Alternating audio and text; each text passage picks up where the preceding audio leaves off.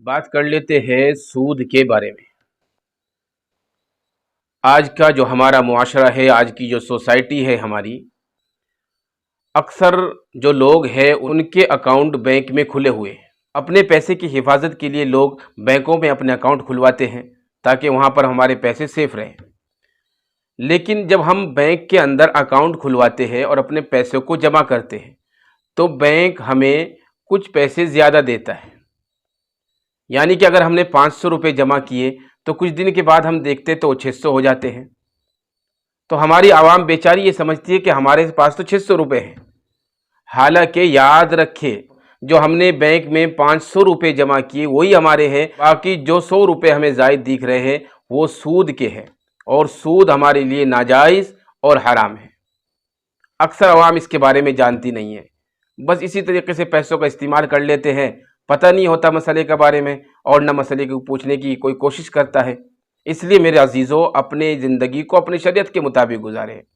अब मसला यहाँ पर ये पैदा होता है कि जो हमें बैंक के अंदर या किसी और तरीके से कहीं से भी जो हमें सूद का पैसा मिलता है उसका क्या करें, और अपने बैंक में जो हमारे बैंक में सूद का पैसा है उसका हिसाब कैसे लगाएं।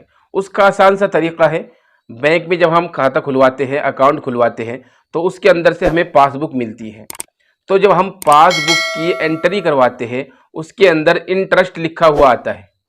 तो इंटरेस्ट के आगे जो पैसे होते हैं वो सूद के पैसे होते हैं। तो हमारी पासबुक में जो भी इंटरेस्ट लिखा हुआ आएगा तो उसके अंदर जो भी पैसे होंगे उसके सामने वो सूद के पैसे माने जाएंगे। तो हम अपने बैंक में जो हमारी मौजूदा रकम है सूद की, उसको निकाल लें। क्या करें, उसको पूरा हिसाब किताब लगाकर उसको निकाल ले।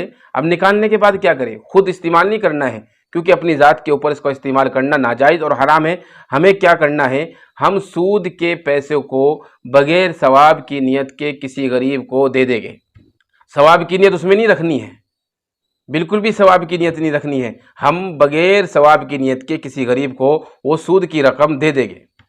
और याद रहे कि जब हम किसी गरीब को सूद के पैसे दें तो उसको ये कह कर न दे कि ये सूद के पैसे हैं, बल्कि ये कहे कि ये तुम्हारे लिए हदिया है हमारी तरफ से। बाकी नियत अपने दिल में रखे, क्योंकि आमाल का दारो मदार नियतों पर है। और बग़ैर सवाब की नियत के सूद का पैसा किसी गरीब को दे दे ताकि वो अपनी ज़िंदगी गुजर बसर कर सके। और अगर कोई गैर मुस्लिम है गरीब, उसको भी दे सकते हैं, लेकिन सबसे पहला हक मुसलमान गरीब का है। हाँ, हमने शरीयत के मसले पर अमल किया है, इसका सवाब इंशाअल्लाह हमें ज़रूर मिलेगा।